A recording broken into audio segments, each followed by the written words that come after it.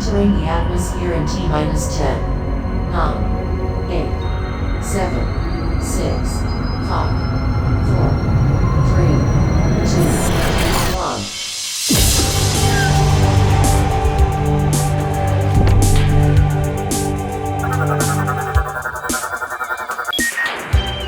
Hello everyone, welcome to the Omega Metroid podcast from OmegaMetroid.com. My name is Andy Spiteri, joined by Doominal Crossing. What's going on, Doom? How are you? I am tired. I was up at 4 a.m. last night working on my Echoes musical tribute, which is officially complete, I think. I just need to work on the thumbnail now, but it's coming this Friday to coincide with the anniversary, just like my Metroid Prime 1 musical retrospective. I am really excited to release this. Just like that first one, I put my heart and soul into it, but unlike the first one, which was adapted from one of my early college research papers, this was built from the ground up from scratch. But yeah, it goes really further in depth. There's a lot of work put into it, and I kind of do my best to really bridge over, the music theory and a lot of, those high level terms and kind of put that into a beginner fundamental level so that your average viewer can hopefully understand it a little better.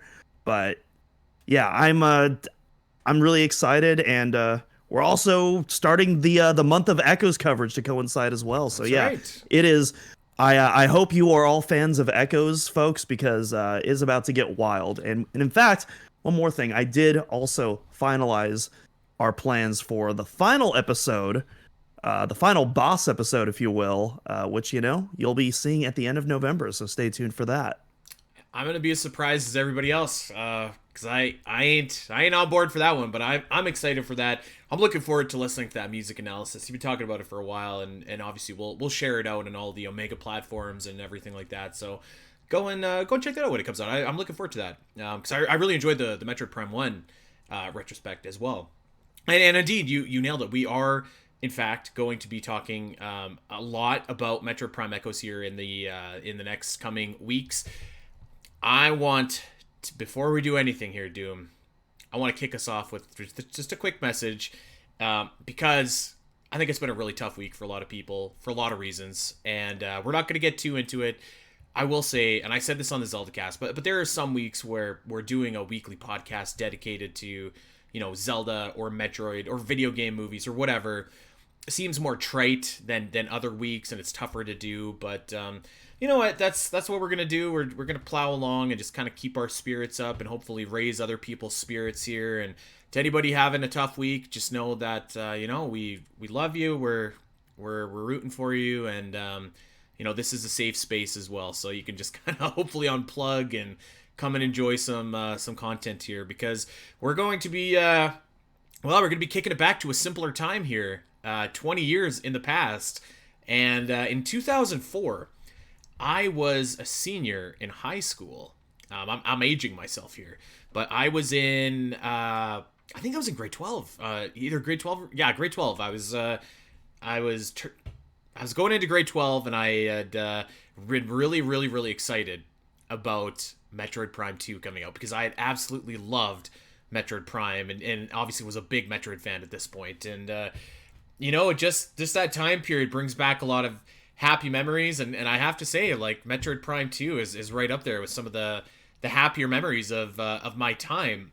So we're going to talk about the game, our initial thoughts, what our thoughts are now after we've had 20 years to sit on it. We'll talk about the legacy. We'll talk about some things that we've picked up. We'll talk about some critiques that we have about Echoes as well. And then we'll kind of, I don't know, maybe just do some speculation at the end and talk about what we would like to see if this game ever does get the remastered treatment. We'll have a light and breezy kind of episode here, just talking about one of the one of the best games in the Metroid franchise. So I'm looking forward to this. I have some stories to tell about when this game came out. Let's get us kicked off here, Doom, though, because I think it's fair to say you're probably the biggest Echoes fan on the team. Do you think? I think so. Maybe, I don't know. I'd want to hear Dak's thoughts as well. But yeah, Dak's at work today, so unfortunately he couldn't be joining us. I think it's you. Yeah, I definitely I feel like, especially after my recent playthrough, because I did play it a few weeks ago to prepare for like the month of Echoes, and I mean I've always been an Echoes fan, but after playing it again, it was just like wow, so much of this game just it was kind of similar with Prime 3 for me, where it's just like I've always enjoyed it, but like I just appreciated it so much Yeah. more. Like you forget about, you I feel like for me, I always remember my least favorite parts, but I don't always remember, the parts that really especially resonated with me, aside from like, those top tier moments, but you forget about all those stuff in between and some of those smaller details. And when it all, kind of coalesces together and you're playing it like in its full context, like Yeah. it really resonated for me. And I said something the week after that, like I still stand by, where if you ask me what my favorite Metroid game is, it's gonna be Metroid Prime every single time. That game just has such a huge connection with me. But like after you go down the line from that, previously I would have said my number two would be like Fusion or AM2R or something like that. I'm honestly not sure what the next 4 or 5 entries could be. It could honestly change whatever my mood would be during that day. It could be Fusion, it could be Prime 2, it could be Dread, Zero Mission.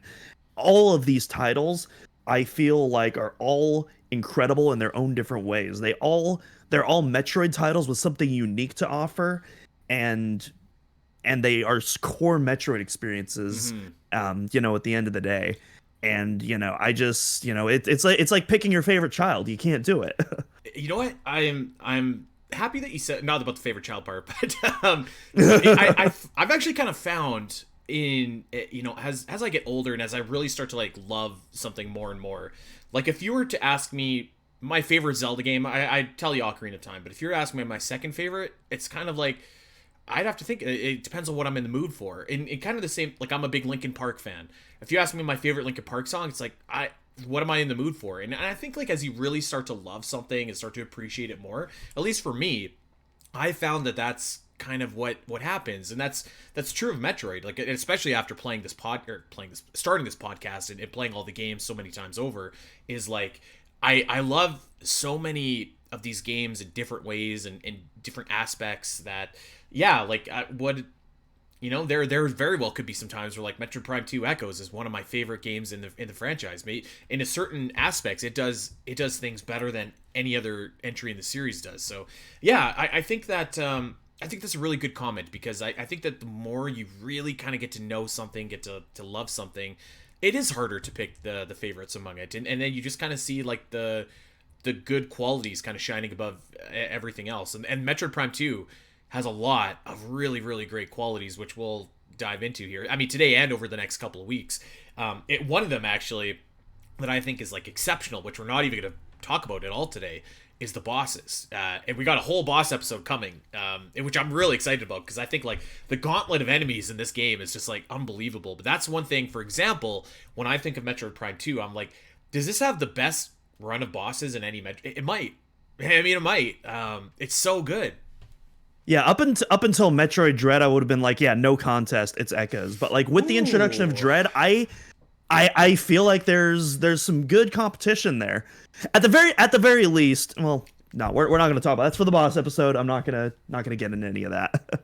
Well, I'll But tell you yeah, what. that is a good question to pose to you. What do you think? Does Echoes or Dread have the best boss, folks? Let us know in the comments below. I can't answer that. That's for sure. Dread would be up there. Dread would be up there. But I'll tell you what. Let's go back to the very first time that we played this game, and I'll kick us off here. So I remember, like I said, I was a senior in high school, and at this time, because this is November of 2004, I never had a job yet, actually. So I still like dad could not afford this on my own. I had to go and beg my parents to buy it for me, which I did successfully. I was pretty good with my words back then. So I convinced my dad to not only buy me the game, but pre-order me the game as well. And I don't know if you got this as well, Doom, but like when you pre-ordered Prime 2, you got like a t-shirt that had I think it was just like the Samus or something like that. And now that I'm saying it, is this for Metroid Prime or Metroid Prime 2? I think it was for Prime 2, but I remember getting a t-shirt for pre-ordering this game. And I was like so jazzed to play this.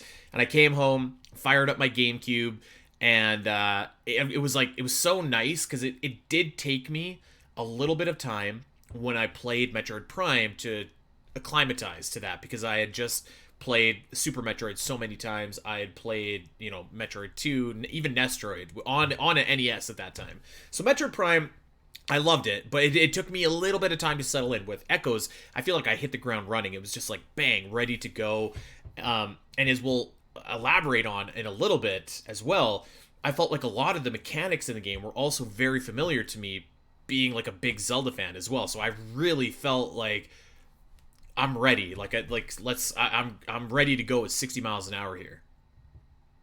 Yeah, so I've told the story on the podcast, actually on the very first episode you brought me on, about how I got into the Metroid series in general, and that definitely correlates more towards Prime 1's 20th anniversary, because that's the game that got me into the series. As I said before, I have a huge emotional connection towards that game. Prime 2 is special in a different way though, because whereas Prime 1 was the game that got me into the series, Echoes is the very first game that I was hyped for after already becoming a fan. And so I felt like I was in the game. It was the first game I was anticipating rather than just, indulging in a curiosity. I can't remember if it was Nintendo Power or Game Informer. It was one of those magazines where I was just reading through it and I just saw, oh, there's a Metroid Prime sequel coming out later this year. And I 10-year-old me lost my mind. Yeah. And I was like, okay, I know for a fact that I am going to be getting this. At this point, I already had a GameCube, obviously, so didn't have to worry about getting a whole new system. But I was like, I don't know how I'm going to get this, but I'm going to get this game. And it turns out my Aunt Lisa, who I actually just saw a few days ago, I had dinner with her, for my birthday, she had surprised me with a Metroid Prime 2 pre-order. So that was really awesome. Shout out to Aunt Lisa. Yeah. Yeah, Lisa is the GOAT for real. Okay, cool. But that is not where my journey ends, because one of the coolest marketing promos for Metroid Prime 2 was the bonus disc. And I was subscribed to Nintendo Power at this time, and for one of their issues, it was like a month or two before the game came out, they actually shipped a demo disc with the copies that you could play on the GameCube. Yeah. And it included a short demo for Prime 2. And so I got to play the game, a very short bite-sized snippet. Man, let me tell you, I played the hell out of that demo several times, leading up to that release. It also included a timeline which had every single released Metroid game, including Zero Mission from a few months before. And this is the first time I saw the Metroid timeline, and Super Metroid. I never even heard of Super Metroid before. This is the first time that I saw that, and there was a little plot synopsis, some gameplay, and it was just really cool. Seeing the full scope of the series at this point. It's wild to see how much bigger it's gotten since then, but that just kind of opened my eyes up as a fan, and I was just like, gonna play that someday, gonna play that someday, gonna play that, and just kind of putting it all together. And so that was really special as well. And yeah, that's basically, that can sum up Prime 2. It was, aside from Mario Kart Double Dash, it was one of the first games in general where I was already established into the series and I was just pumped, just absolutely going into. Yeah, I remember being just on fire to play this game.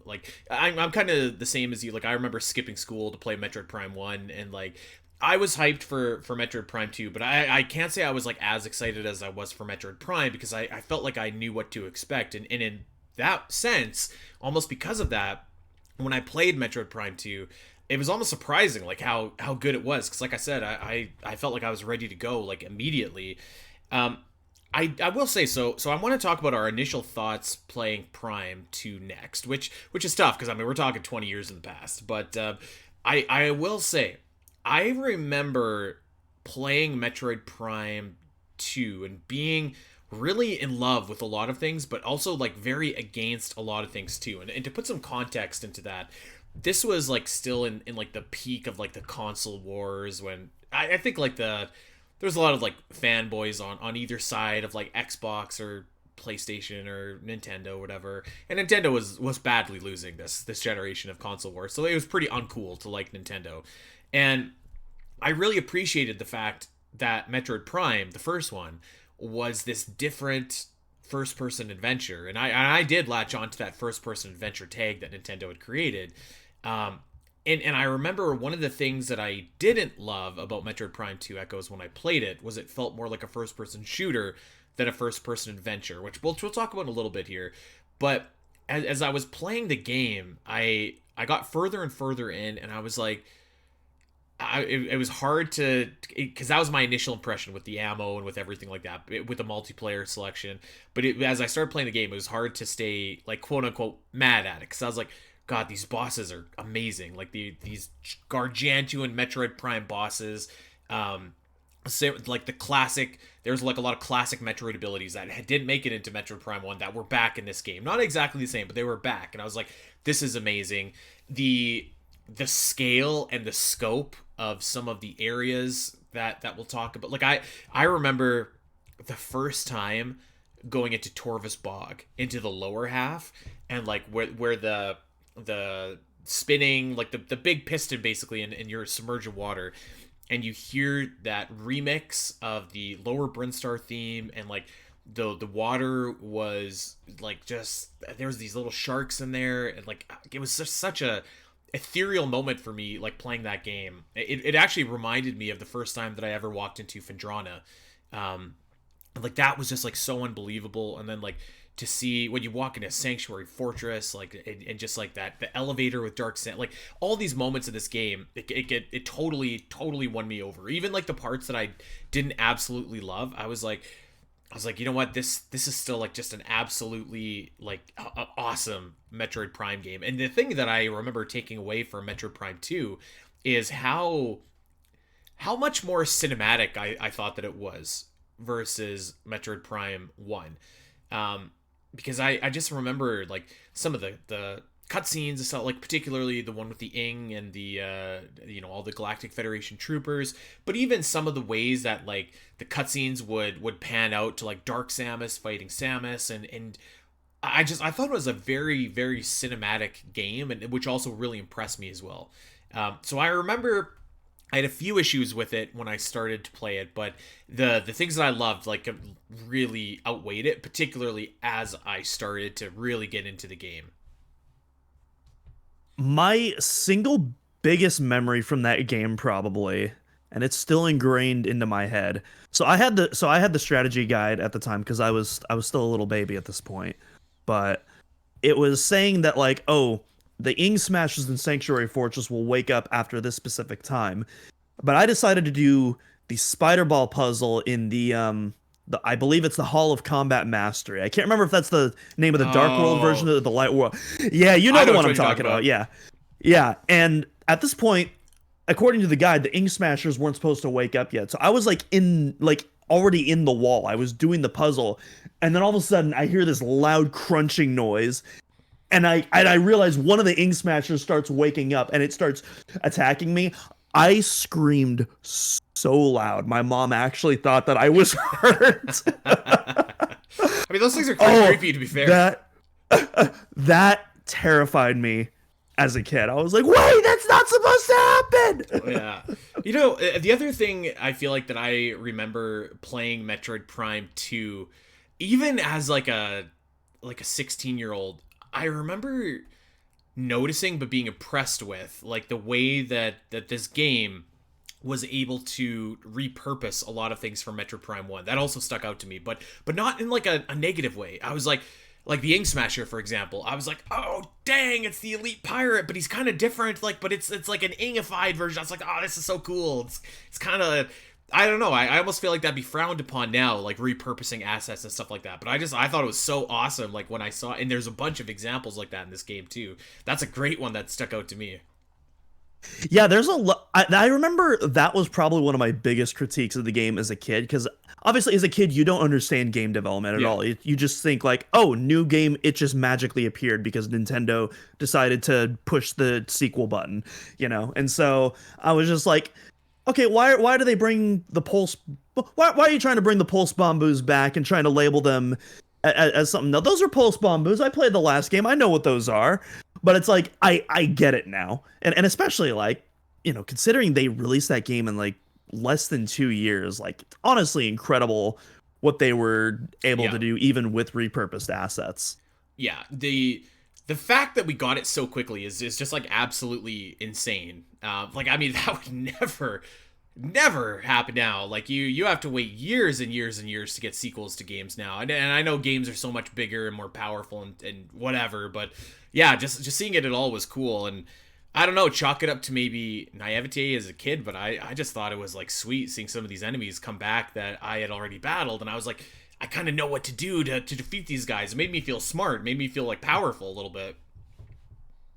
Yeah, the insider baseball info. Kind of. I mean, it was kind of a cool feeling. So, yeah, I remember like obviously just like really being impressed in a lot of ways with Echoes.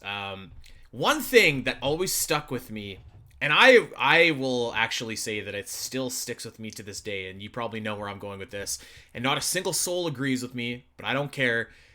One thing that bothered me about this game was I didn't like that it was called Metroid Prime 2. I wanted it to just be called Metroid something, like Metroid Echoes or Metroid Dark Echoes. I thought it was weird. I thought it was weird that there was like it was breaking the naming convention of the series at this point. It was like a direct sequel, and I was like, I don't like that. And now, I mean, now it is what it is. Like obviously Metroid Prime is the branding of the first person shooter subgenre of Metroid games. But at the time, I was like, this is dumb. Like I wish it was just called Metroid Echoes or Metroid Dark Echoes, like it was in Japan. I wasn't a fan of that, and that's. I'll talk later about what my thoughts about like some of my critiques at the time were compared to now, but that's one I think I could still stand by. And no one else agrees with me about this. I don't care. I think I would have just called it Metroid Dark Echoes. I don't know. I will say I cannot describe how happy I was when they called it Metroid Prime 4 Beyond, and I knew that I could gloat to Andy about that. Truly one of my favorite personal victories. You know what? I was pretty resigned to the fact it was going to be Metroid Prime something. I thought it might just be called Metroid Prime something though. They might drop the 4, but they kept that 4. Imagine if it was just called Metroid Beyond though. That'd be kind of cool. I wouldn't be mad at that. At the end of the day, like it's probably the title is one of the least mad things you can get about a Metroid game. Yes, that is true. All right, so obviously it's been 20 years since this game came out. A lot has changed. We have changed. We've grown up. Our tastes have changed. Games have changed. Personally, a lot of things that you and I start I'll speak for myself maybe. Like I was a big Metroid fan, but starting this podcast, starting OmegaMetroid.com completely changes how you are as a Metroid fan. It's just different afterwards. And so my thoughts and opinions and feelings about Metroid Prime 2 Echoes, they've really underwent kind of a change over the last 20 years, but specifically I would say over the last 3 or 4 years as we've really gotten into the podcast. Because I actually have to admit, so after I was done with Echoes, I was like, that was a great game. That was a great Metroid title. But I don't think I liked it as much as Metroid Prime. And you know what? I mean, I'd probably still say that's the case. But I mean, we're talking about Metroid Prime, one of the best games ever, right? But for whatever reason, and maybe it's just because I was younger and a little bit more insecure in my gaming taste and everything like that, I kind of, like I said earlier, I was like, I don't know if Echoes is my favorite for a couple of reasons. And the biggest reason was I felt like it was trying to be a first person shooter and get away from the Metroidvania aspect that I really liked, which kind of seems silly to say now, but for a long time that was true. I enjoyed Metroid Prime 2, but it wasn't my favorite Metroid title. Playing the game now, I feel like, I don't know, I kind of feel like almost the same thing with Metroid Fusion, where I also would have said that wasn't my favorite Metroid title because it was very different. And now that, I'm a little bit more mature, I can look at these games that are different, like Fusion or Echoes or, even Hunters, and say I'm glad that they were different. Because I mean, if you're making the same game over and over with a bunch of different palette swaps or whatever, it is going to get a little bit boring. And so I like that Echoes did some things that were different, and I appreciate the fact that it went for these, I guess, like side steps into the normal conventions of the Metroid franchise. I mean, the side steps that some of these games take don't always exactly work for me, but like I appreciate that they do them nonetheless.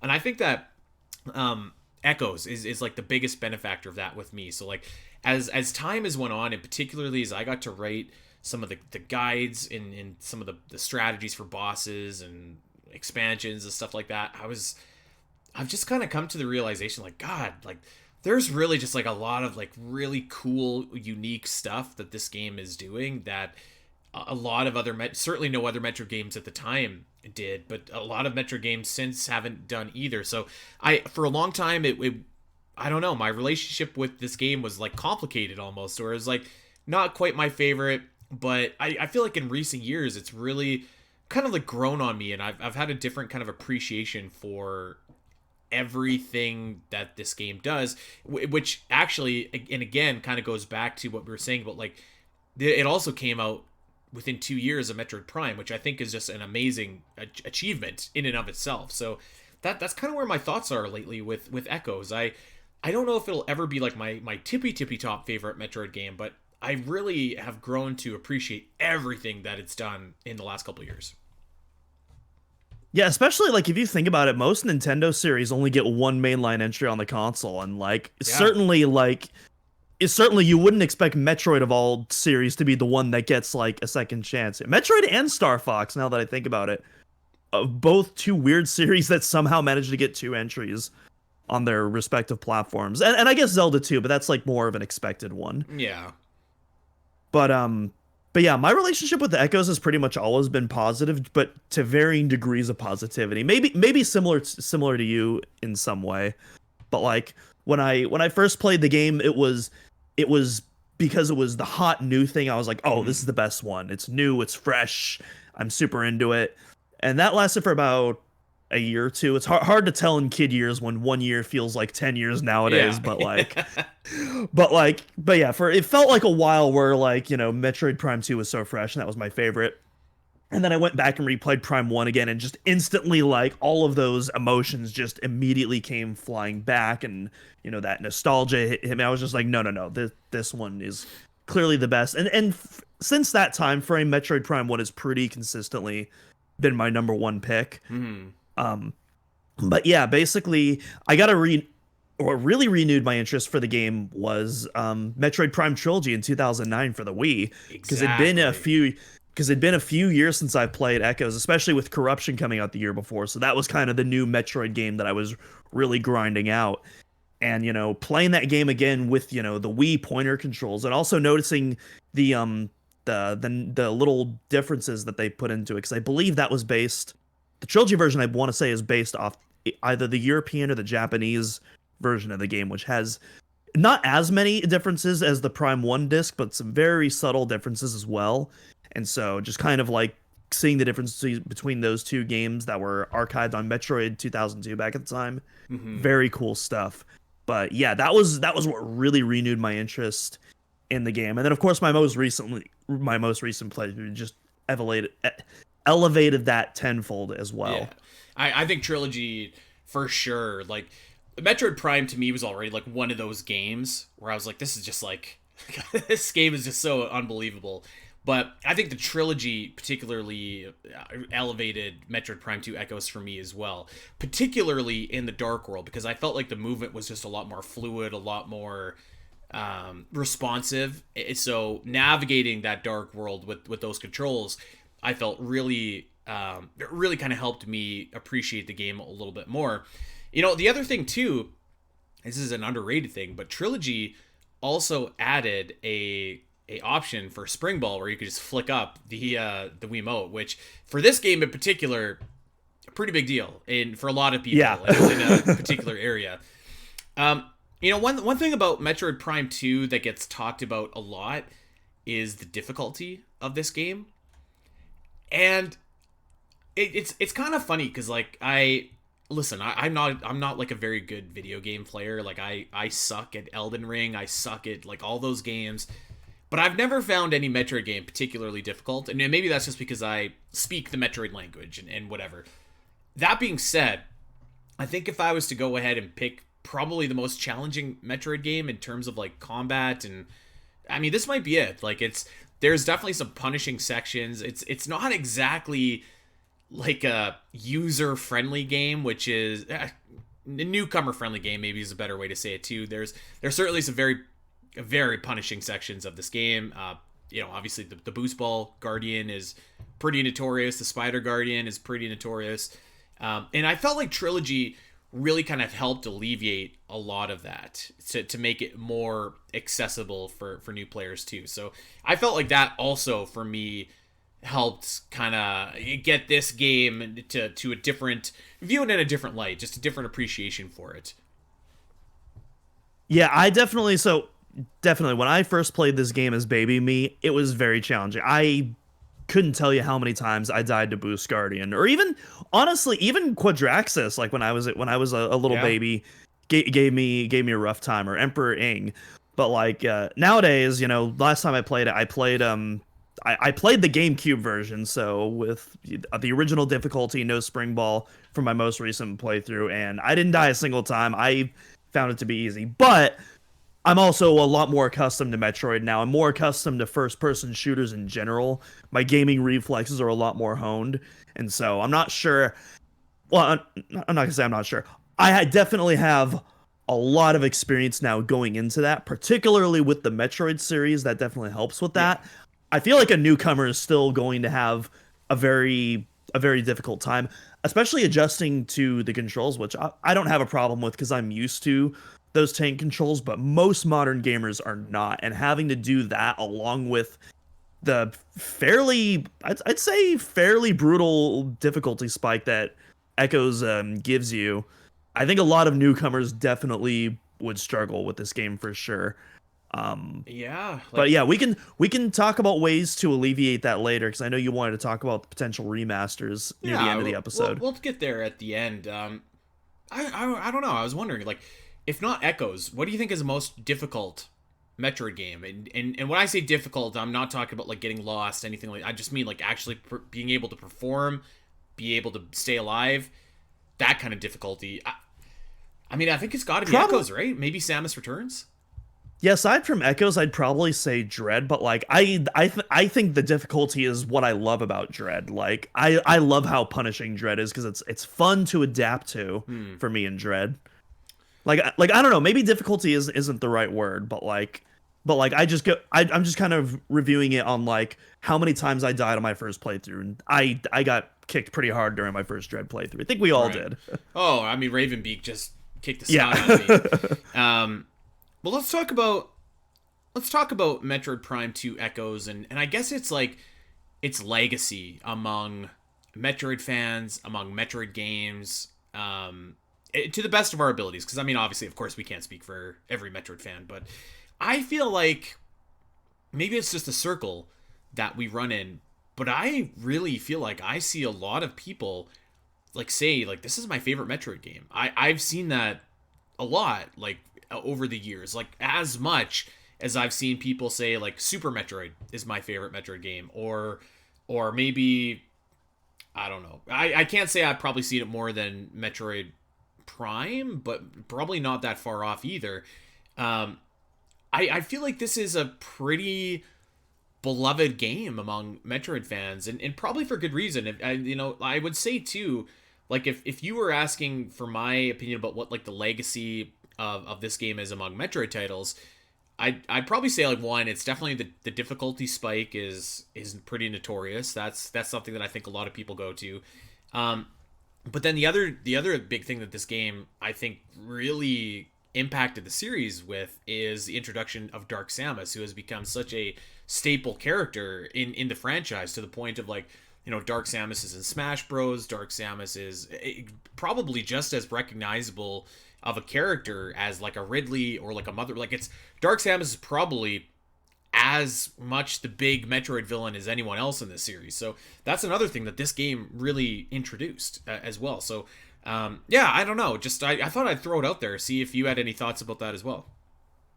I said this a while ago, and this is another thing I still stand by. Definitely in the Metroid community, I definitely consider this like the Majora's Mask of Metroid. Like Yeah, that's fair. there's definitely like within the community, like there is a vocal fan base that adores this game. Like you said, they proclaim it as their favorite. I feel like outside the community, it doesn't quite have that same legacy that Prime 1 does, where it's like, you see like regular gaming Twitter or even like critics and journalists on Twitter where they'll still talk about Prime 1 as one of the greatest games of all time, but then when it comes to Echoes and 3, it's like, oh, I played a little bit of it, but I fell off. It's a good game, but it didn't quite hit me the same way that Prime 1 did. And so I definitely feel like there's two divides there, where outside the Metroid community, it kind of fall to the wayside, unlike that first game. Whereas in the community, absolutely, like it is definitely like it has a very vocal fan base within our community. I think calling it the Majora's Mask of Metroid games is pretty appropriate. I feel like there's a lot of parallels between those two games, and particularly with the darker tone that this game takes over Metroid Prime. Obviously Metroid Prime was very lush, very colorful, very, I don't know, just very comforting in a way, where this game, I mean, a lot of it is literally like dark and twisted, and you're in this messed up world. And you know what? Let's just get into that, actually, because obviously, like the big crutch of this game, the big gimmick, is the ability to switch between the light world and the dark world. I've kind of went back and forth on how I enjoy this gimmick in the game over the years. And I actually thought, and it wasn't even that long ago, but you put it, we were doing an episode, Doom, and I feel like you put it in a really good way that kind of really encapsulated my thoughts about the Dark World, where like I don't love it because it's really antithetical to how I like to play Metroid, where I like to take my time, explore, see everything that I can, and the Dark World does not allow you to do that. And I think you said it's very repressive, and I felt like that's just a really good description. And I kind of felt like it's like I don't necessarily enjoy being in the Dark World, but is that the point? Like, isn't that kind of the point of it? It kind of made me think of like some other, like, for example, like if you're talking about like a show or something like that. Like, I don't know if you ever, like, for anyone that's out there that's seen Breaking Bad, right? Like, you're just like, God, I hate that character Todd. I hate that guy. But like, that's kind of the point. And like, the more you hate him, like, probably the better the character that is. And I've kind of been like on that train of thought with the Dark World for like basically since this game has come out, because there were times where I was just like, oh, I cannot believe I have to go back and run and do the Dark World again. And I don't know, I think that's kind of the point, isn't it? Yeah, so the specific word I used was oppressive. That's how I would describe the Dark World. Like, it's not an area that you want to go to, but also, like for example, if you're playing, no one likes being scared, but you play a survival horror game to get scared. It feels antithetical, but that's kind of the point. And that's kind of what I feel like with the oppressiveness of Dark Ether. Like, no one wants to feel like, the literal weight of the world in this case pushing against them. But like when you do make it through that gauntlet each time, it feels great when you overcome that challenge where it's like, I am out of my element. I am extremely vulnerable right now. I should be dead within moments, but I can do this. And in fact, once I do know how to navigate this, actually not as bad as I hyped myself up as. And so I feel like that's where the Dark World really resonates with me. That being said, I absolutely understand why there's a lot of people it doesn't resonate with. The color palette is very repetitive. You have these oversaturated purples, reds, browns, and blacks. The music, while I love the twisted atonality takes of like their light world counterparts, a lot of people might be like, this is boring, this is repetitive, I'm not into this, I feel miserable. The difficulty spike, again, I love the Echoes difficulty. Some people might not be into those boosted difficulties, if you will. And so I definitely get why the Dark World doesn't quite resonate for some people.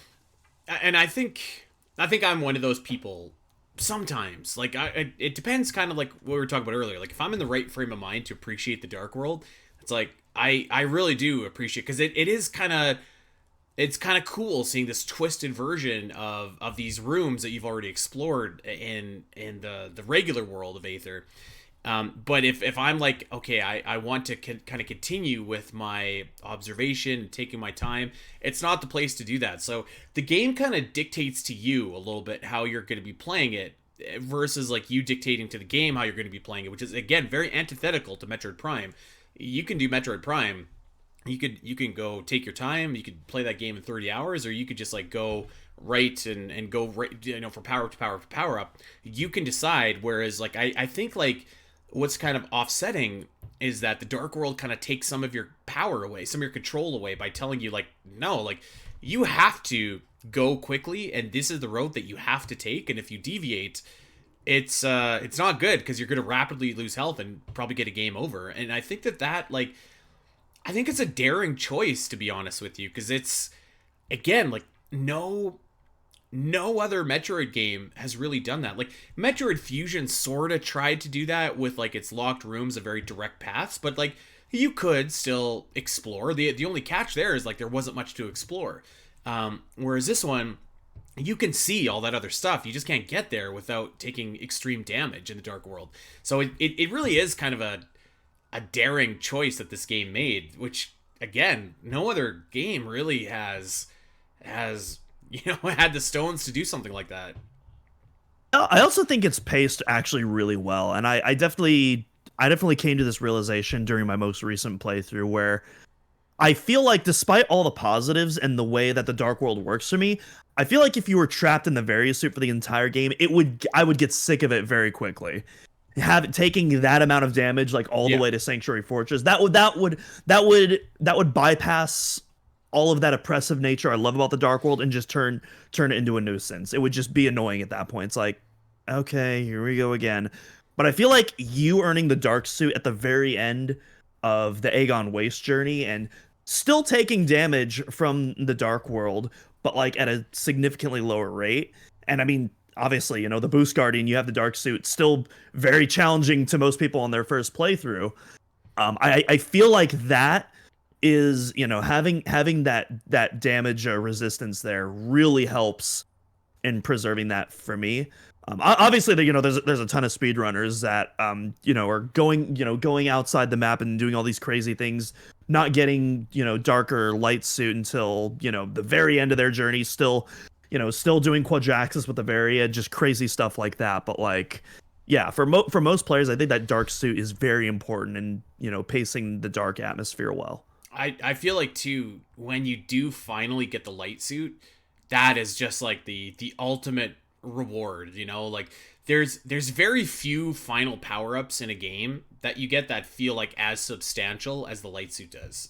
And the Phazon suit is actually one of them, which feels kind of close.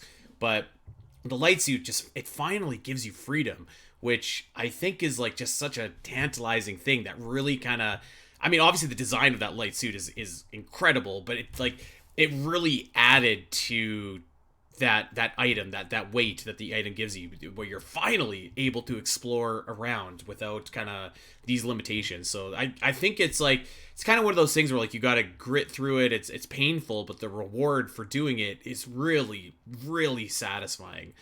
So I want to talk about something else, because I started realizing this a couple years ago, as I was, I think before we started the podcast, but probably not long before that, I was replaying Metroid Prime Echoes, and one thing that stuck out to me is like, I was playing and I was like, man, this is like really different than a lot of the progression in other Metroid games. Like, you really, like, for example, in Super Metroid or Metroid Prime, you're going to all those areas multiple times, digging deeper in, as a classic Metroidvania does. You go in and you slowly peel away and peel away and peel away.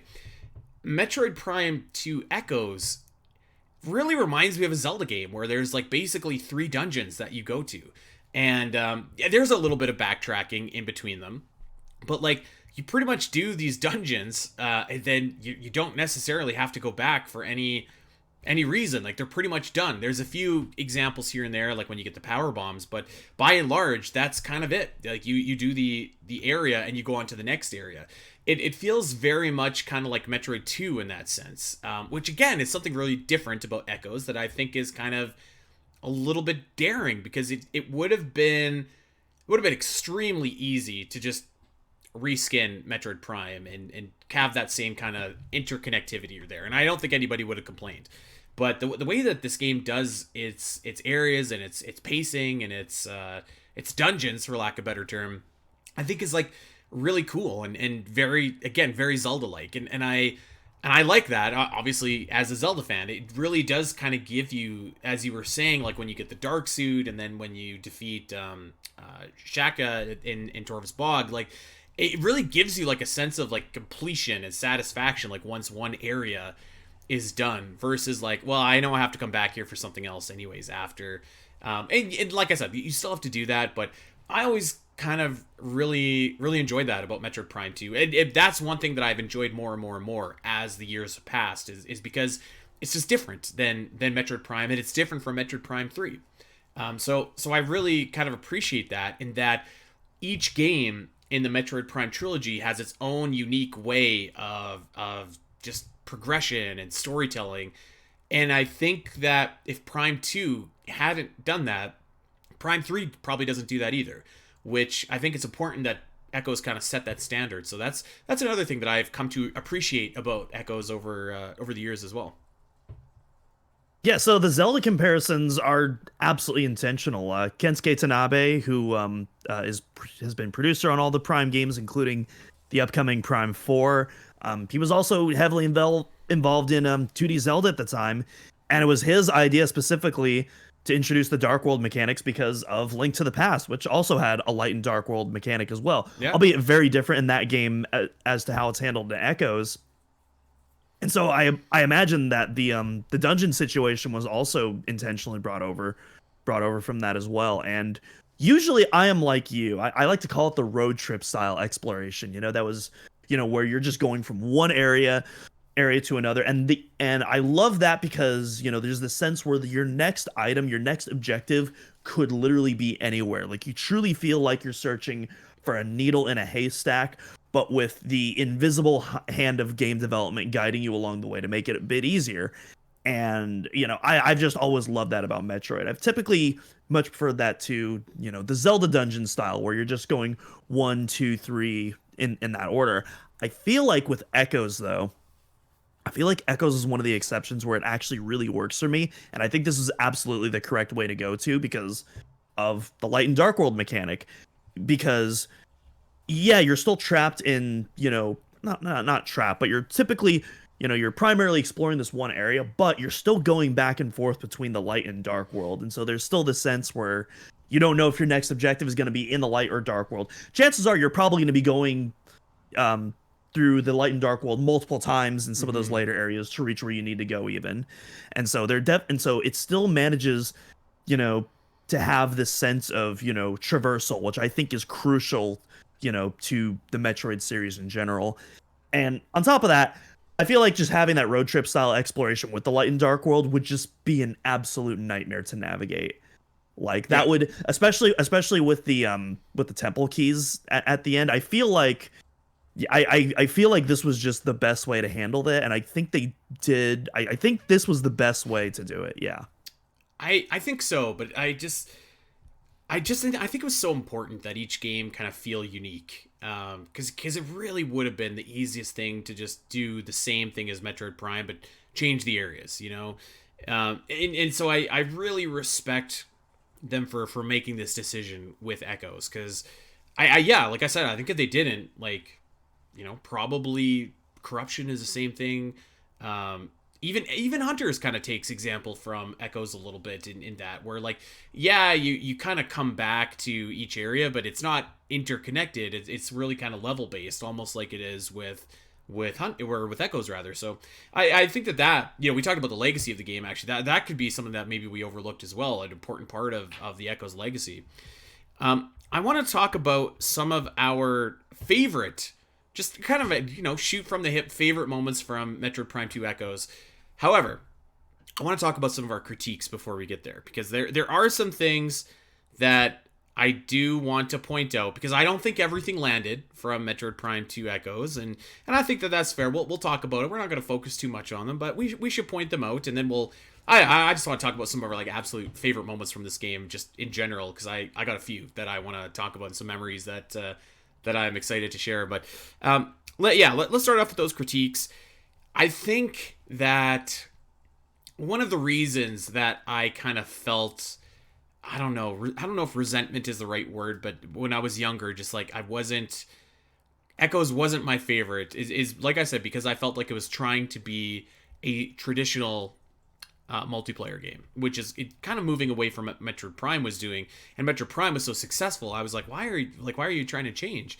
And I think the thing that really kind of just like put a bullseye on that for me was the multiplayer that was included in Echoes.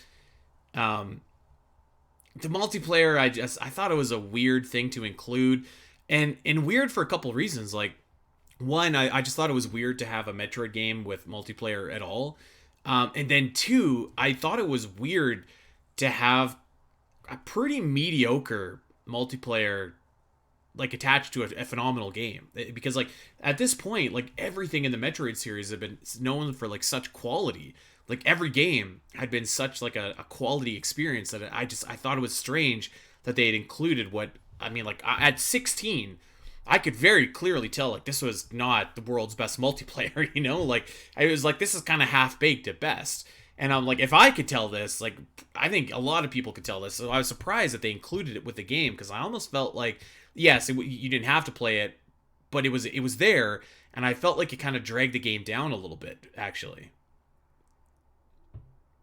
I mean, maybe it could just be that I was 10, but like I'm not gonna pretend that I played a lot of it, but like, yeah, on occasion I'd bust it out with some friends, and we'd have some fun.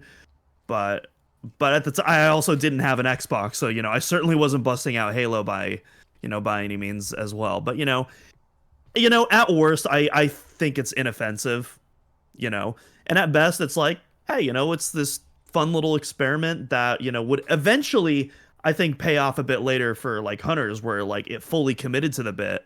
But like, and I don't know, I think there's still some charm to it. Like I like that there is a map based on Frigate Orpheon assets called Sidehopper Station, and it's literally shaped like a side hop. I don't know, I just think that's kind of fun.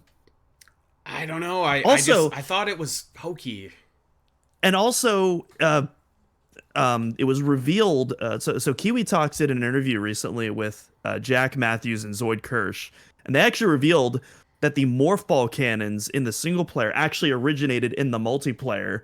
But the people working on the single player, they saw those and they're like, oh, those are awesome. We want to put those in our game now. And so the multiplayer is why we have morph ball cannons now. There you go.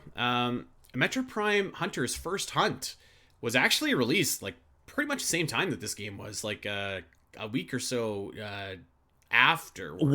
1 week later. Yeah. So it does. I don't know. I always thought that it was just weird that they included it, because it didn't do a lot for me, and I don't know who it was really for. So that's probably one of my critiques that comes to mind. I think that we could all probably agree that Echoes kind of took the artifact hunt from Metroid Prime and went a little bit too trigger happy with it. I think you really saw that scaled down in Corruption for a very specific reason. And we'll talk about this at the end, but I am sure that this would not be the same if this was ever to be remastered. It is a little bit cumbersome getting those artifacts, and it can certainly kind of derail the game's momentum towards the end of the game. Yeah, I definitely don't mind it nowadays, but I say that as someone who knows the roots, who knows those areas to heart. Now, my first time playing it, I definitely was not a fan, and that's coming from someone who actually has always enjoyed the Prime 1 artifact hunt. This one was like, this one was like, okay, this is, we're going too far now. I get the point of it now, because you want people to really spend time in the light suit. You want them to really appreciate that newfound sense of freedom, and it's great. But not giving them the choice to do an optional 100% run and forcing them to do these keys on every single run regardless, I I'm not a fan of that personally. That being said, though, if this game were to be remastered, I also wouldn't want that to be changed. I kind of want the original vision of this game to be preserved, including its um like obviously there's some stuff you could like, controls, obviously bring the dual analog controls, obviously there's little tweaks there, but like I feel like that's I don't know, I would kind of want that to be, or at least an option. I'm a big fan of options, an Talk about option that to one. preserve that. Yeah, yeah. Well, we'll get there because I have some thoughts about maybe what we could Okay. do for that. Um, I wanted to bring up a critique that I actually have felt like less and less and less and less strongly about as the years have passed. Um, as you know, I hated the ammo system for the light ammo, for the dark ammo, for the Annihilator. I really didn't like it. I thought it was like, again, it was too first person shooter. I wanted beams. I wanted beams to be there when and not have to worry about it. I will say I feel like as time has passed and I've got more secure in what I think Metroid is good at, and Metroid's place in the gaming world, this one has been kind of slowly going away for me. If I had my choice, I still wouldn't have ammo, but I also like I would have said that this is a big sticking point for me, even like a few years ago. And I don't know. I kind of feel, again, it's like it's different. Yes, it's different is probably good in this case. What's the big deal? That's kind of where I've been at, and I think I was really the only one that kind of had a problem with the ammo system, at least of the Omega crew here. I don't know. What were your thoughts on the ammo and everything kind of involved with that? To say amongst the Omega crew, yeah, because we've definitely had discussions on the Discord where I know a lot of people are not fans of that ammo system. Actually, referencing that Kiwi Talks interview, Zoid Kirsch and Jack Matthews are also not fans of the ammo system.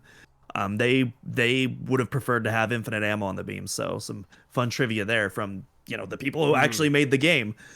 But yeah, for me, I love the ammo system in Prime 2, but I'm in the same way I also kind of agree with you to an extent where I don't want that to be the norm for Metroid games, and I don't think it ever will be the norms.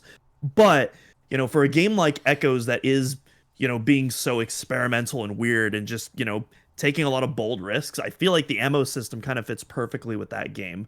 And then also Hunters as well, which very much is trying to be a more traditional first-person shooter type of game. But for Echoes in particular, which is still trying to be that kind of first-person adventure style Metroid game, I think the ammo system is just really cool. It adds another thing on your plate that you have to manage, but I find that management to be really fun and engaging.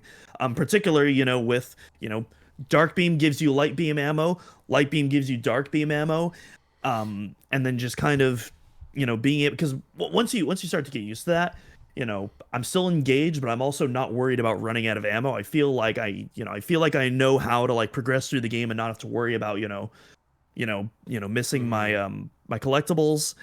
And then kind of going past the ammo system and into the beams themselves.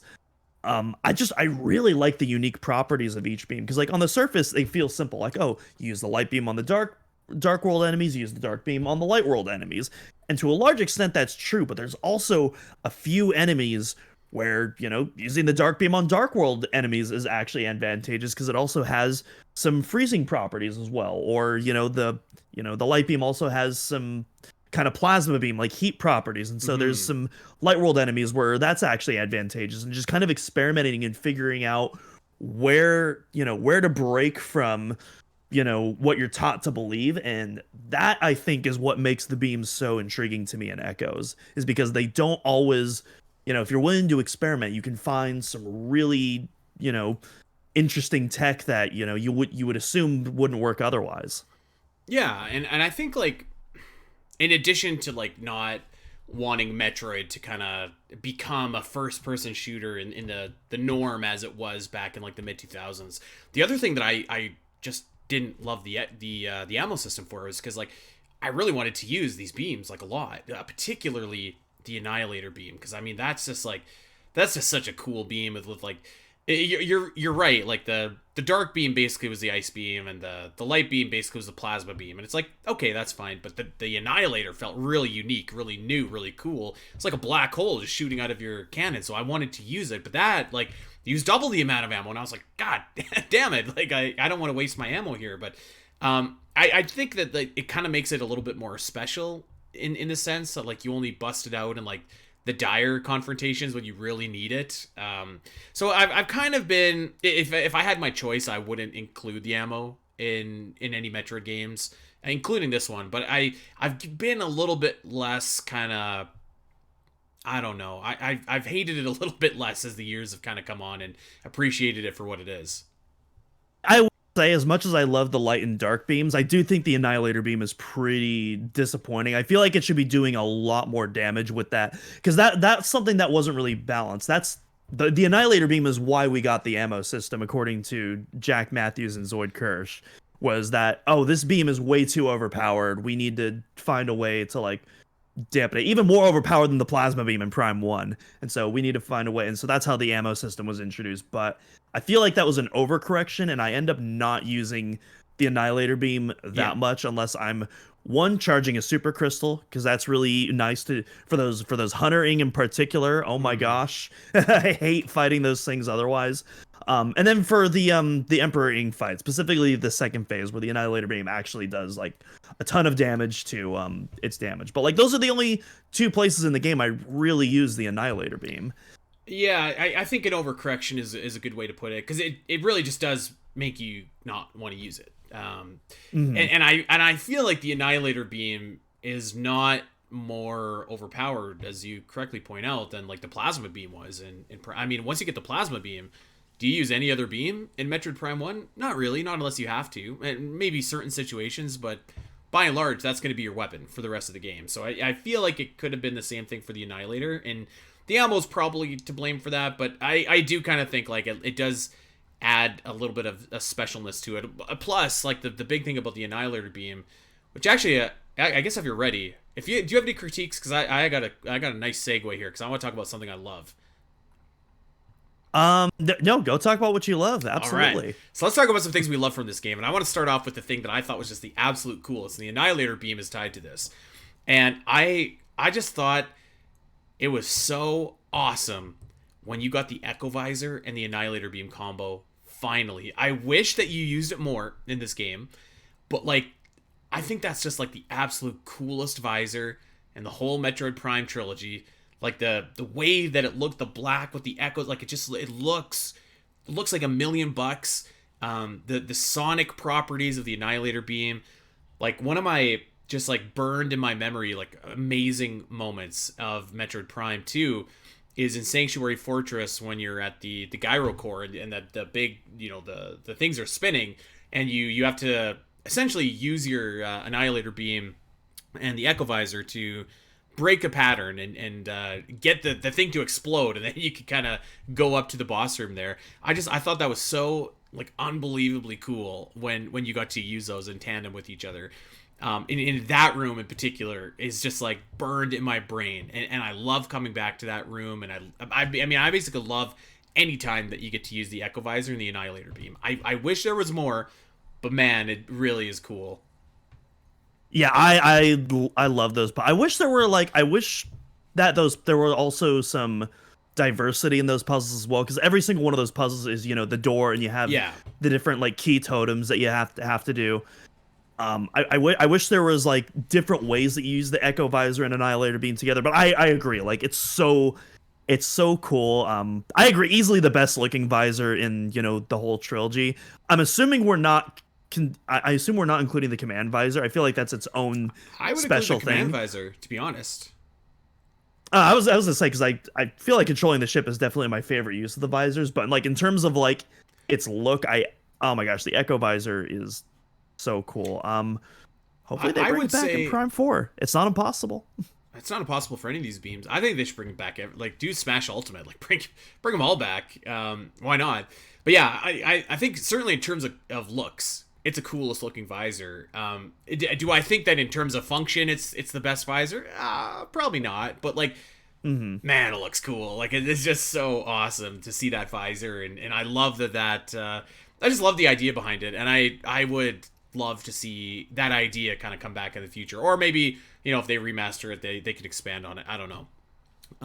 But yeah, so those are the critiques. I did want to talk about just some moments from this game that that we love, because I mean I got a bunch that come to mind when I think of like Metroid Prime Echoes, and I talked about some of them earlier.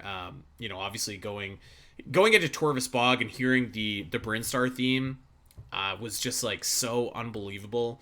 I remember just like sitting in the water and listening to that theme for like probably 20 minutes. That was just like such an amazing moment. I feel like in this game where I was like, okay, this game finally to me just had its Phendrana moment. When you walk in, you see the snow, you see Ridley flying. I was like, that's the moment for me.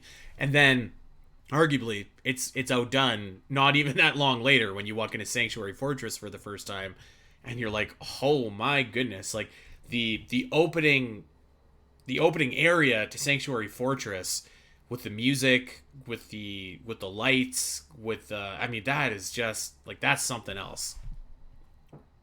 Oh my gosh, Sanctuary Fortress, like without question, my number one favorite area in the whole Metroid series. Probably my favorite piece of art direction in any media ever. I adore Sanctuary Fortress so much. This just kind of blew my mind as a kid, and I feel like this alone like carries why I think, Prime 2 is the best looking game of that generation. Like you look at Sanctuary Fortress and just the ludicrous amount of detail and creativity in that area.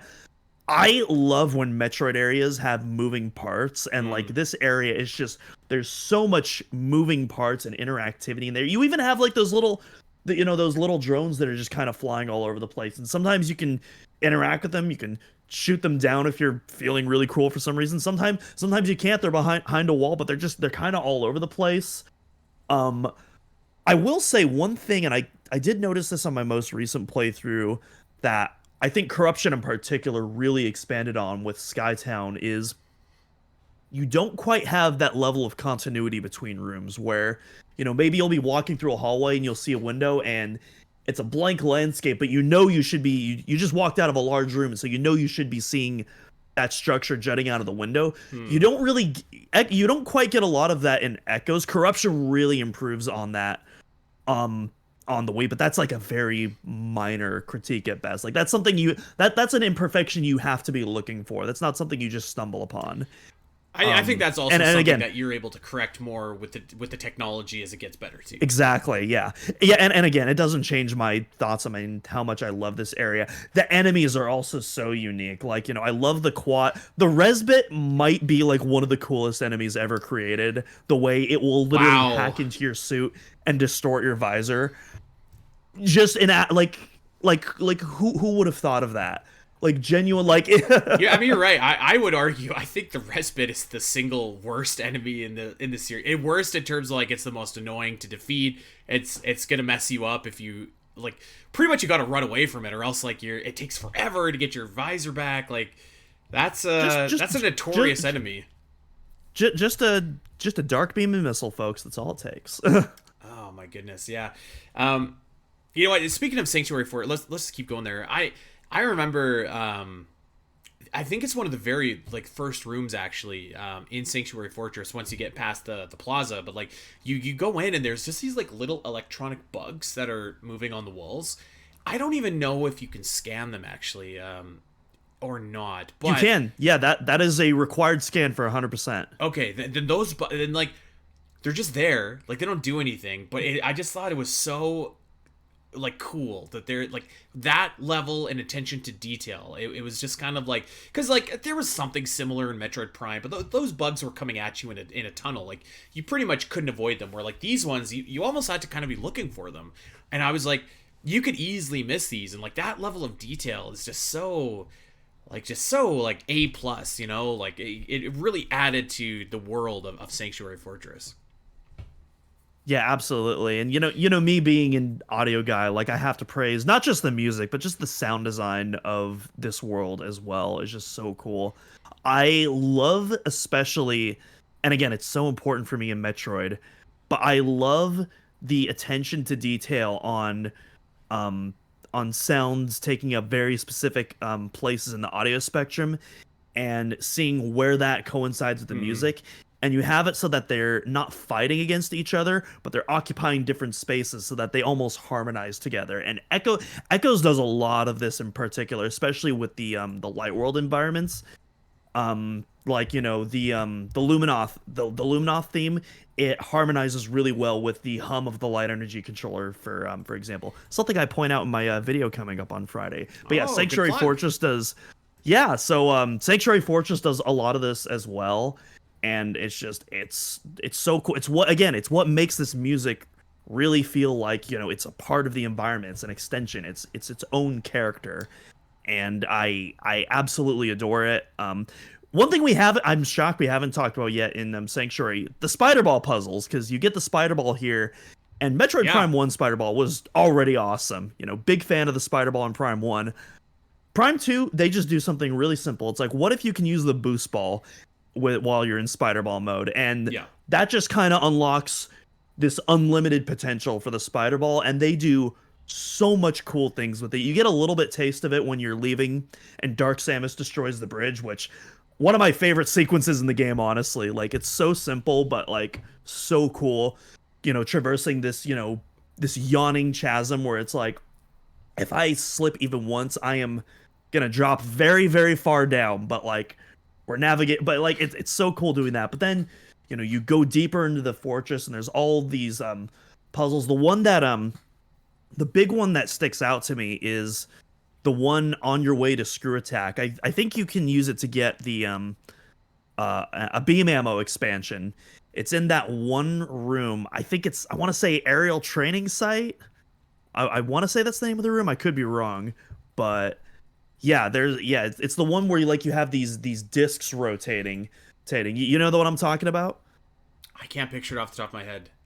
Oh yeah, no. I know exactly where you're talking. There's a portal in there to the Dark World, right? And you. Yeah, exactly. Yeah, I know what you're talking about. Yeah, when you're on your way to Screw Attack. Yeah, and you can get a beam ammo expansion. It's the watch station in Sanctuary Fortress. Yes. Yes. That is a crazy. And I'm glad you brought that up, because I think you're totally right. Like, there was like a few Spider Ball puzzles in Metroid Prime that were like really fun to do, but this game just took it to a whole nother level. Like I would say in terms of puzzles, like the Spider Ball Boost Ball puzzles easily are the best in this game, and probably some of the best in the trilogy, to be honest. And you see that in like a bunch of different areas. Like they're the one that you mentioned earlier, the one where you're getting the Dark Key in Sanctuary Fortress as well. There's just like a lot of like really, really cool use of that, and it's like the scope is just so awesome, because you're like, oh, I can't fall. It's just like really spectacular use of that mechanic, which seems so simple to put together, but it's just like, it was like an aha moment. Like it went together so spectacularly well. Yeah, I also got to shout out the E-Tank you have to get by boosting off of the Spider Ball globe generators as well. That's also a really good one. That one's awesome. Where you have to time it just right so that you don't get electrocuted. Good stuff. Yeah, that's a classic expansion. That's what I will say, actually, too. I thought that this is probably in direct relation to what we're talking about, but I thought that the expansions of Metroid Prime 1, a lot of them were very fun to get. But I think Metroid Prime 2, the expansions here are just like, they're on just a whole other level. Like, there's some really, really fun ones that you could do here. And some hard ones too, actually. There's one in Torvus Bog, I think it's an energy tank, where it's like this random platform no one would ever see unless you're kind of happen to catch in your eye, and like you gotta Screw Attack over to it and land on it, and then it takes you to an E-Tank just like hiding in the middle of nowhere. It's just like that kind of level of expansion is kind of what I really appreciate about some of the stuff that you do in Echoes. Actually, and I want to talk. Go ahead.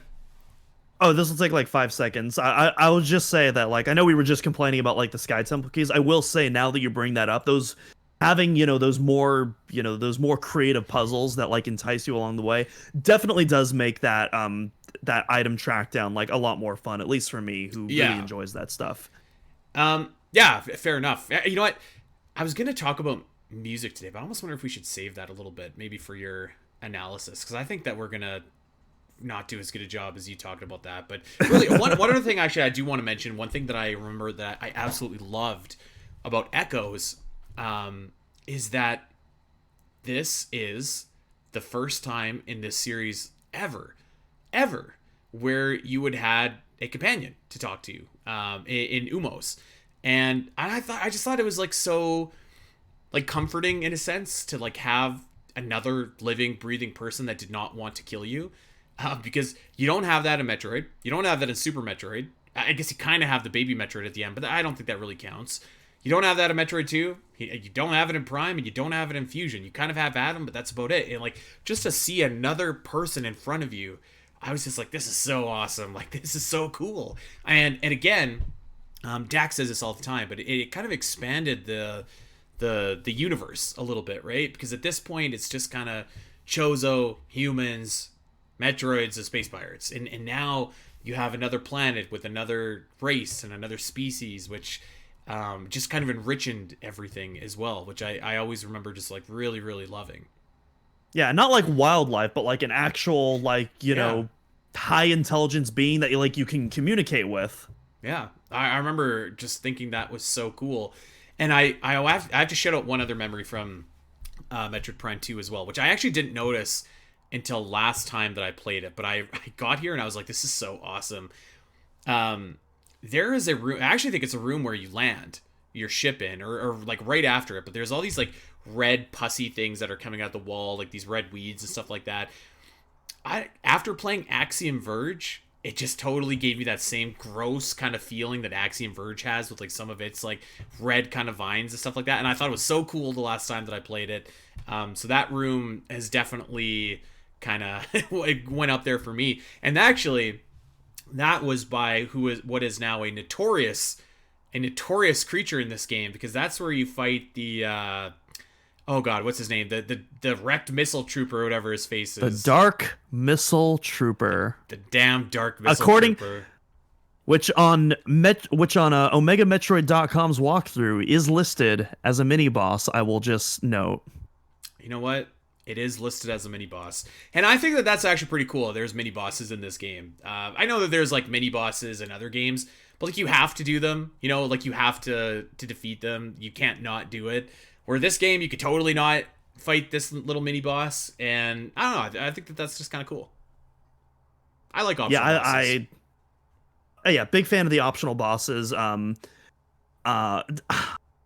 don't know. Speaking of Omega Metroid lore, the Caretaker class drone going back to Sanctuary Fortress. Lore aside, I actually low key really love this fight. I again, we were just talking about the Spider Ball and Boost Ball puzzles, and like literally incorporating that into a pretty simple boss fight, but like really a really cool fight. I really enjoy it. You don't really get an item for it, unfortunately, but you also get the screw attack right after, so it's not too bad. I would say like you get the screw attack pretty much. I mean, pretty much right after doing it. You got to do a little bit of puzzles, but whatever. Yeah. It doesn't directly reward you with an item, but it's kind of like just it's definitely like one of the obstacles you have to overcome to get it. Yeah. Yeah. You know what? So really quickly, I'll touch on music just super quickly. This game's music, I wouldn't. Here's what I would say. Like, I think that the music that is really good is like some of the best in the series, and the rest of it, at least for me, and I know you'll disagree, is kind of like it's there. It's fine. I think Temple Grounds is fine. I think Aegon Waste is fine.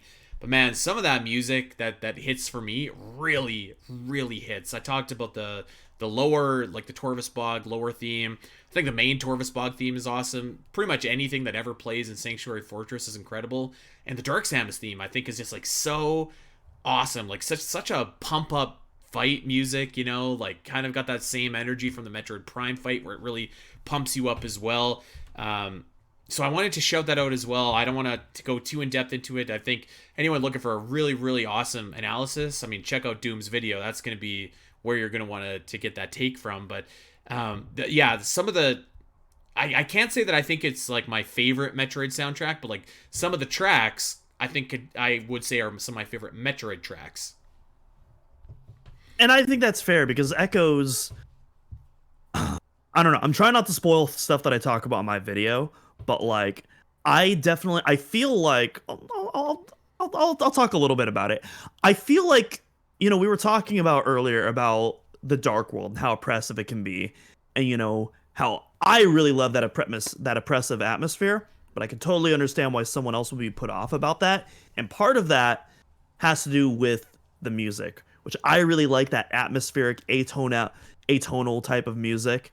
The way it, twists and corrupts, its light world counterparts. But if you're someone who's already not a fan of that dark world, you spend a lot of time in that dark world, and you're going to become very acquainted with that music. And if you do prefer, Metroid's more melodic takes on themes, I can absolutely see how, even though there's only like a few Dark World themes, because they're used so frequently and because you're hearing them used so interchangeably, I can definitely see how for a lot of people that that influences their satisfaction with the overall score. Yeah. For a lot of people, it's like, if I can't listen to this, in the car, or even just association. Like, again, if you associate the Dark World with the part of the game you don't like, then you're going to naturally associate the music with that as well. Which, again, I don't necessarily agree with that, but I think that's totally fair. I think that's fair, and I think that's probably valid as well. And I mean, you're right. Like the music in the Dark World is very ambient, and you hear it a lot. So it kind of reminds me of like when people complained about the music in Breath of the Wild, and I was one of those people when it came out, by the way, just because it's very different. It grew on me over time, but it's just a different style of music that I kind of almost think is the same thing with the Dark World. Like I said, I don't want to talk too much more about it.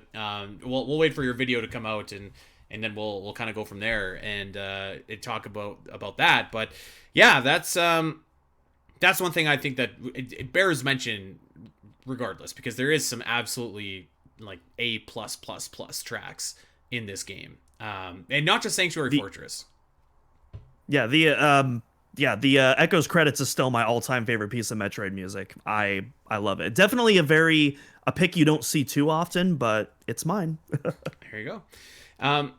All right. Well, I mean, let's not spend a ton of time on this because we're already running a little bit long. But I did think like we could maybe just like retouch on the idea that we might ever see Metroid Prime 2 Echoes remastered. 2, what changes that we could expect to see in this game, if so, kind of knowing what we know about Metroid Prime 1.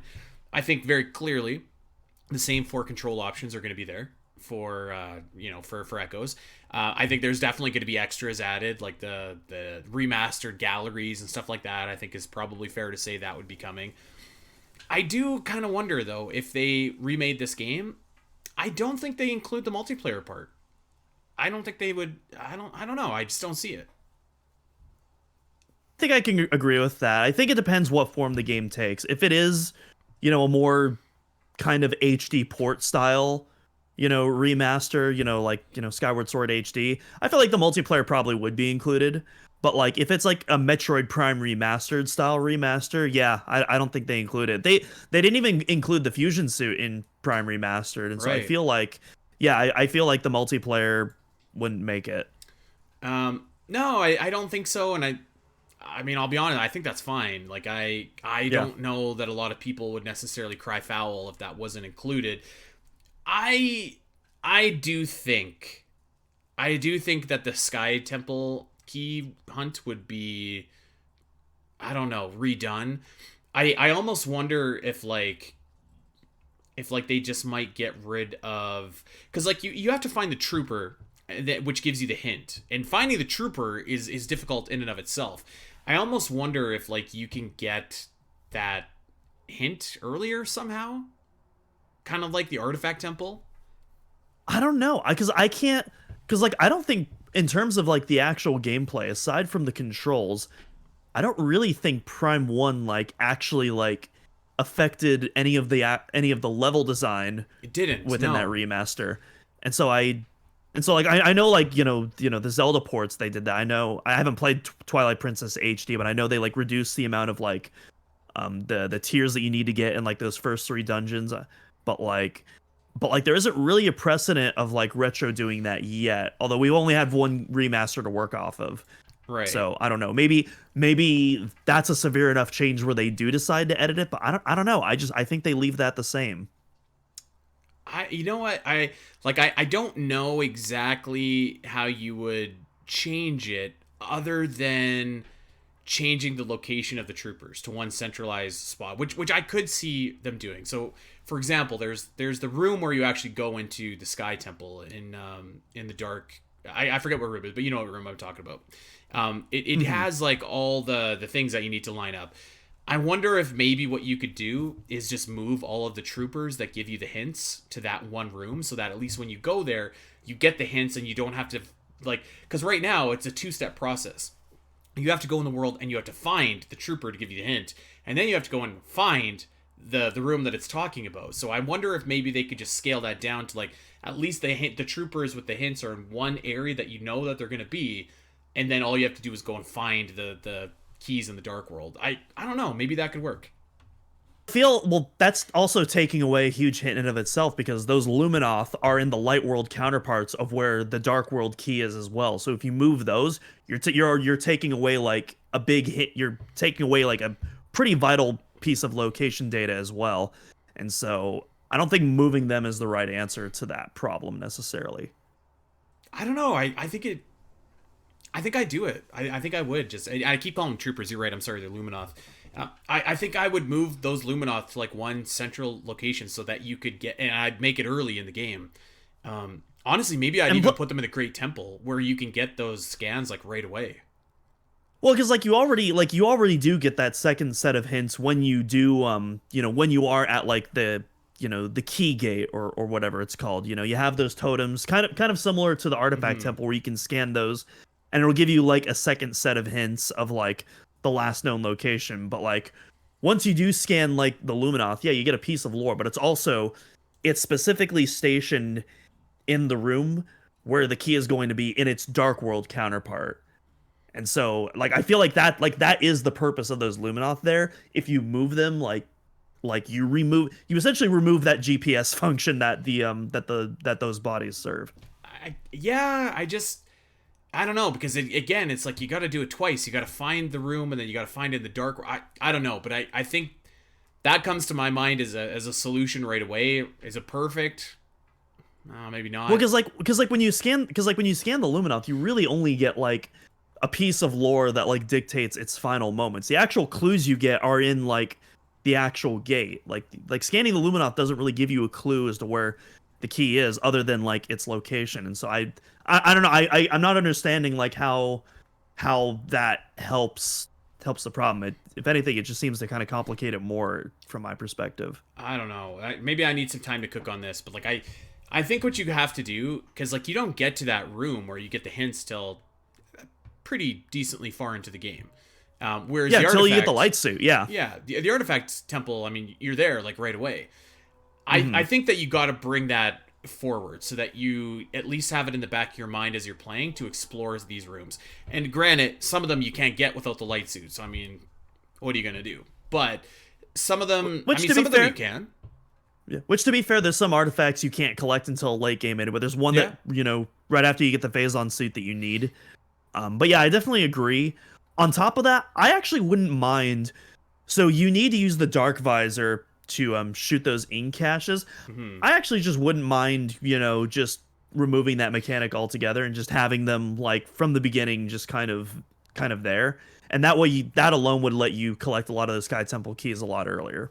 Yeah, I think that would also be fine as well. In a remaster, actually, I'm glad that you brought up the Dark Visor. I don't know how feasible this would be, but you know how when we were playing Metroid Prime Remastered, we expected Phendrana to look great. We expected Chosen Runes to look great. But I remember being very struck by how fantastic Phazon Mines looked. Like, of any area, I thought that was given the biggest glow up. I kind of feel like the Dark Visor needs a glow up like that. And I don't know how you do it.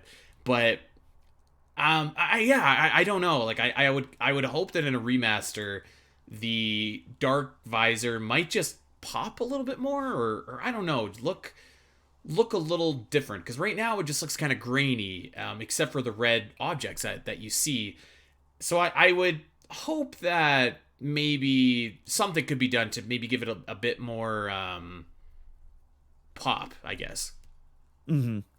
I will say right now in the current version, it looks a little bit too much like the thermal visor, and I would hope in the remaster, like you still get like, those basic traits where it's like you have like your very thin vision where Yeah. the dark world objects get revealed. I kind of like that there's like this narrow cone that makes it feel unique, and then obviously the objects would still be highlighted in red. You'd keep those bare essentials, but do some other post-processing effects that make it stand out a little bit more. I think. I think I agree with you on that.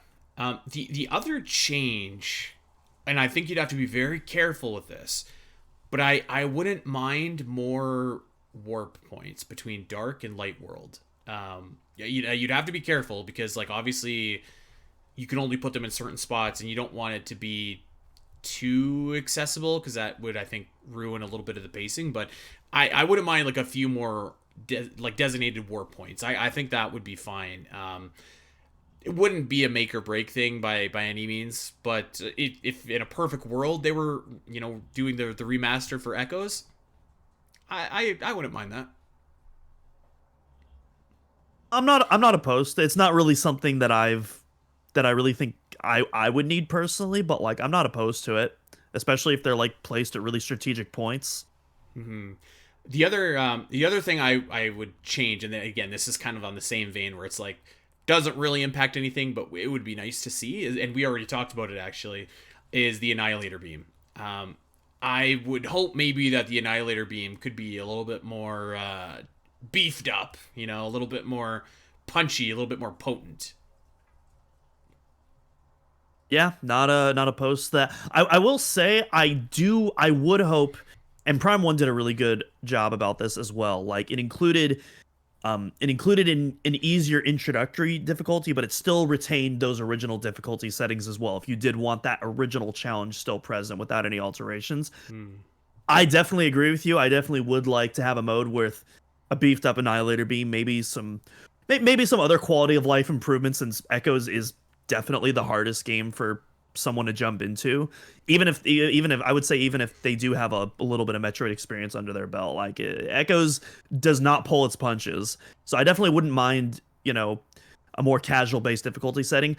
I also hope, and I knowing Retro Studios, I think they would. I would hope those original GameCube pre-trilogy difficulty settings are also present and are just as punishing, if not more, as they were before. Like I'm all in favor of, bring a casual difficulty setting, bring a new hardcore mode as well. Like I'm up for the challenge. I feel like that would for sure be like something that would be included as a couple of different difficulty modes, and maybe like because I believe in trilogy when you die at a boss you can retry that boss. Is that right?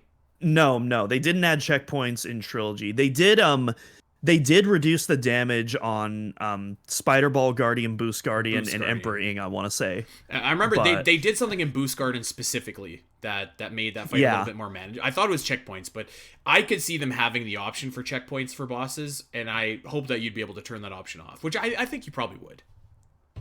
well, I don't even think they would add check because the Prime One remaster didn't add checkpoints either. So I just don't think that's something they'd add. Again, I think that's something they should have added as purely an optional Yeah. toggle. If you want those, I think that'd be really nice for beginners. But again, as an option for people that do want that pure Echoes experience, like I think all three of us would want that. Yeah, I don't know. Maybe it's just because like Echoes is so much more like notoriously difficult. I could see that. I'd see them adding checkpoints, but I would hope that you'd be able to turn them off, or maybe it's a difficulty setting. Whatever, I don't know. But I mean, you really don't have to do much to remaster this game. Like you really don't have to do anything if you didn't want to, other than just like update those graphics and throw the controls in. I think we'd all love to see Sanctuary Fortress in modern times. I think we'd all love to see Torvus Bog. I mean, let's hope it happens. Let's hope it happens. All right. We got a lot more to talk about for Metroid Prime 2 Echoes. I keep on thinking of things that I wanted to say during the show that we didn't even talk about. Things like how I think it's like the best version of like Samus getting her power sucked away. Things like how I think like It's really cool having like one kind of hub overworld and like the direct sense of the word where it literally connects you to all the other. There's a lot of different things that we want to talk about here, but I mean we're already running super long for today, so I think we'll cut it off for there, Doom, because we got bosses coming up, we got definitive ranking coming up, we've got mapping Metroid coming up, we got a lot more stuff coming up for Echoes in the next month here. Anything you want to just say in parting as we jam on out of here? Say that's actually really interesting you say that, because I think Echoes is easily the worst version of Samus losing all her power-ups. So I think we're on polar opposite sides of the spectrum there. It's so good. and the things like steal her abilities, and it makes sense why they have these items when you get them. Oh, get out of here. So like in the cutscene, she raises her gun in the air, she like shoots them out of her cannon, and then she dives into the portal right before they attempt to tackle her, and it's like, I still don't understand what the hell that cutscene is trying to convey. I don't like it. You think you could do better than Samus in that scenario? Oh no, I would die. Oh no, I would be gone. Like I'm not saying that's not what I'm trying to argue. I'm just like I'm not sure what the idea is there. It's like they stole the items, but she's like shooting them out of her arm can't as like a distraction. I think I don't know. It's a weird cutscene. I don't like it. Maybe that's something they could do in the remasters. Redo that cutscene, make that a little bit more clear. Because honestly, 20 years later, I still don't understand what the hell is going on there. I don't know. I like it, Dan. I can't believe that I'm like defending that and you're not. That seems so weird, but yeah, I love it. But nevertheless. I mean, hey, I'm the same guy that still didn't realize Samus was talking the first time I played Dread. So you know what? Hey, I'm not a geometrist here. All right. I absolutely forgot about that. Yeah, that was Okay. Final thoughts. 20 years ago, man, we're old, Andy. We are very old, but man, Echoes is a wonderful game, and yeah, I'm happy that I revisited it, and I can't wait to talk even more about it, because I feel like despite how much we talked today, we're only scratching the surface with this game. There's a lot more to cover. A lot left to do. I'm actually like really pumped about the bosses, because I think that's maybe the strongest area of Echoes. And that's coming next week, so that's gonna be a lot of fun. But that's gonna do it for this week. So let us know what your memories of Metroid Prime 2 Echoes are. The first time you played it, how your thoughts have changed over the years. What you thought about what we thought. If you agreed, disagreed, let us know. Come and join us over in Discord. We are obviously talking a lot of Echoes over there for the anniversary, so come and hang out with us and be among fellow Metroid nerds. Come and escape the world and talk about Samus and Space Pirates. It's nice over there. Check us out wherever you are over on social as well. You can find me over on Blue Sky at Spiteri316. Doom is at Doomital Cross. Dak is at DakCity_, and we are at Omega Metroid Pod over on Twitter and Omega Metroid over on Blue Sky. And of course, go and like and subscribe to wherever you get your podcast from. Check us out. We're the only podcast on this green earth doing a weekly Metroid podcast. So show us some love there. And if you really want to take that love to the next level, we've got a Patreon, patreon.com/SPNet, where the Great Metroid Area Ranking is rolling along. So we've talked about a lot of the areas from Metroid Prime 2 Echo. So hey, go check that out as well. That, my friends, is going to do it for us. So until next week, everybody, take care.